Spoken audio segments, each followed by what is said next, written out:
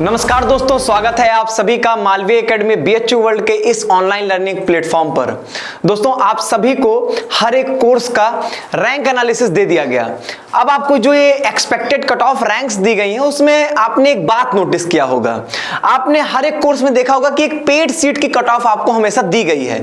General, EWS, SC, ST, OBC के अलावा एक पेड सीट की कट ऑफ होती है। आप सभी के मन में ये बात आती है कि ये पेड सीट क्या है, ये पेड सीट किसको मिलती है, कैसे मिलती है। पूरी बात पेड सीट की हम लोग इस वीडियो में करने वाले हैं। सबसे पहला भ्रम आपके मन में जो ये होता है कि पेड सीट का मतलब ये है कि ज्यादा पैसे देकर हम इस सीट को ले सकते हैं। ऐसा बिल्कुल भी नहीं है। मैं आपको सारी बातें करूंगा, इतने सारे प्रश्नों का मैं आंसर देने वाला हूं। सबसे पहली बात, पेड सीट होती क्या है। तो देखिए, पेड सीट क्या होती है कि बीएचयू में एक स्पेशल प्रोविजन है कि 15% सप्लीमेंट्री सीट्स जो होती हैं वो पेड सीट कही जाती हैं। मतलब आपके कोर्स में जो टोटल नंबर ऑफ सीट्स होंगी उसकी 15% जो होती है वो पेड सीट होती है। अब देखिए, जैसे अगर मान लीजिए आपके कोर्स में 100 सीट है तो 15 पेड सीट रहेंगी। ये एक्स्ट्रा हो गया 100 प्लस 15, ठीक है। अब बात आती है कि सर ये पेड सीट क्या होती है। पेड सीट क्या होती है कि जो यूनिवर्सिटी की रेगुलर फीस होती है उसमें कुछ एक्स्ट्रा पैसे लग कर आपकी ये पेड सीट बनती है। अब यहां पर ध्यान दीजिएगा, रेगुलर फीस से प्लस करके पेड सीट बनती है। इसका क्या मतलब हुआ? यूनिवर्सिटी के रेगुलर फीस जो होती है वो ऑलमोस्ट हर एक कोर्स की लगभग 3000 के आसपास है, ठीक है, ऑलमोस्ट हर कोर्स की।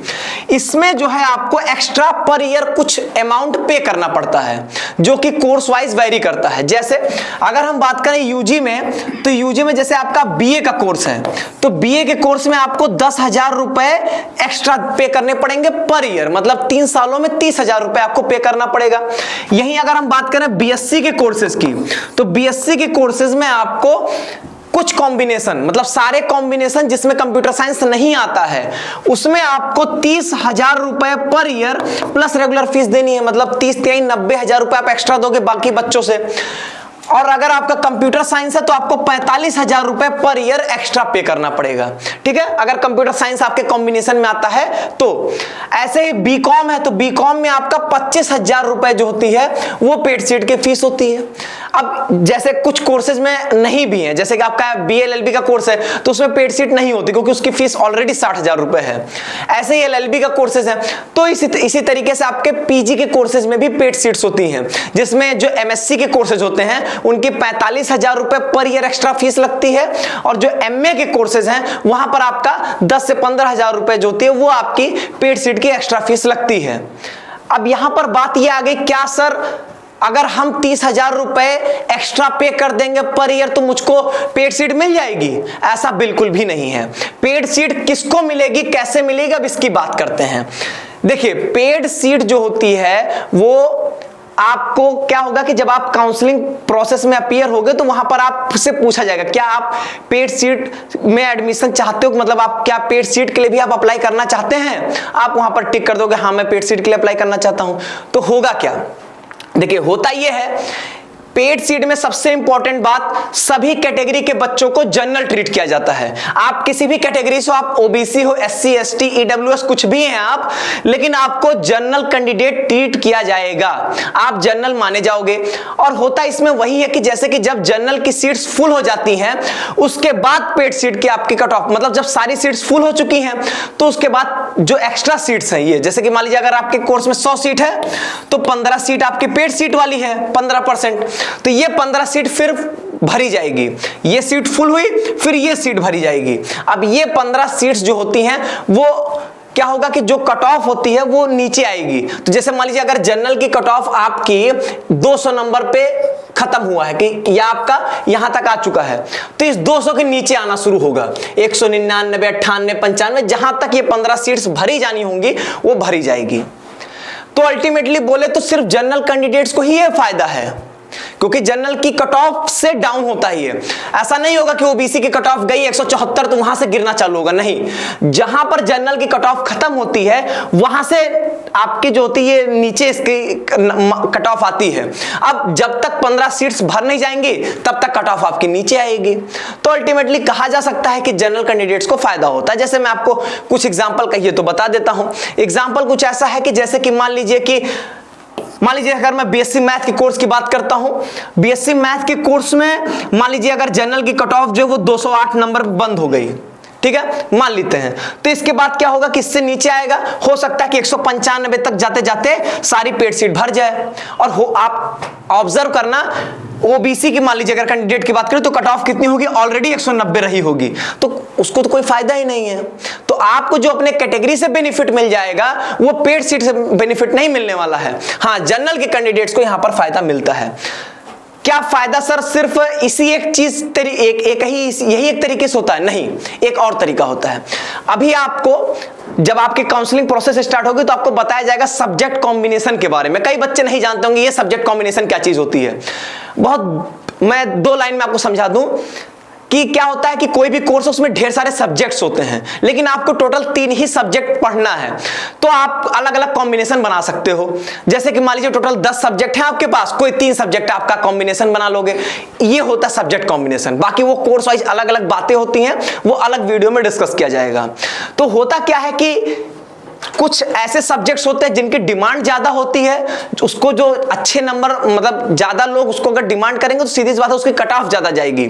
तो कुछ ऐसे सब्जेक्ट्स होते हैं जिनकी कट ऑफ ज्यादा जाती है, तो होगा क्या यहाँ पे, और कुछ ऐसे होते हैं जिनकी कट ऑफ कम होती है। तो मान लेते हैं कि आपको कोई सब्जेक्ट कॉम्बिनेशन मिलता है, तो सब्जेक्ट कॉम्बिनेशन अपग्रेड होते हैं कि आपको मान लीजिए कि आप एक प्रेफरेंस फॉर्म भरते हो जिसमें अपने सब्जेक्ट कॉम्बिनेशन को अरेंज करते हो कि मैं सबसे पहले ये कॉम्बिनेशन पढ़ना चाहता हूं, फिर ये पढ़ना चाहता हूं, फिर ये पढ़ना चाहता हूं।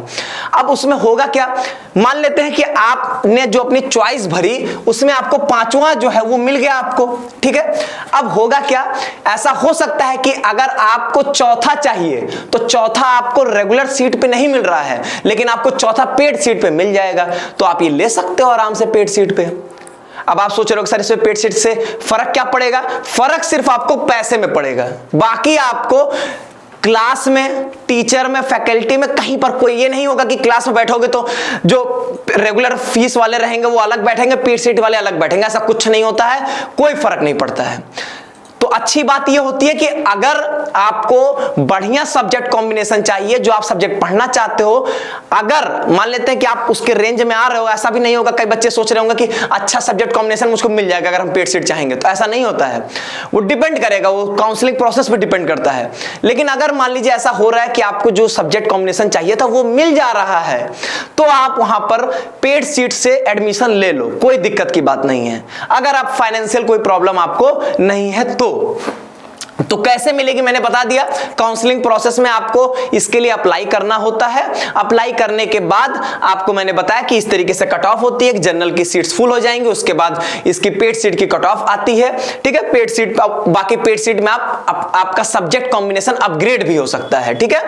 6वां मिला, चौथा मिल सकता है पेड सीट पे, रेगुलर सीट पर अगर नहीं मिल पा रहा है तो किसको मिलेगा मैंने बता ही दिया कैसे मिलेगा आपको। ये फीस कितना है वो मैंने आपको एक मोटा मोटा समझा दिया है, ठीक है। यहाँ पे कि जो बीए के कोर्सेज हैं 10,000 रुपए लगता है पर ईयर एक्स्ट्रा, बीएससी में 30,000 रुपए, और जो कंप्यूटर साइंस के कॉम्बिनेशंस वाले होते हैं उनमें 45,000 रुपए, और इसी तरीके से बीकॉम में 25,000 रुपए।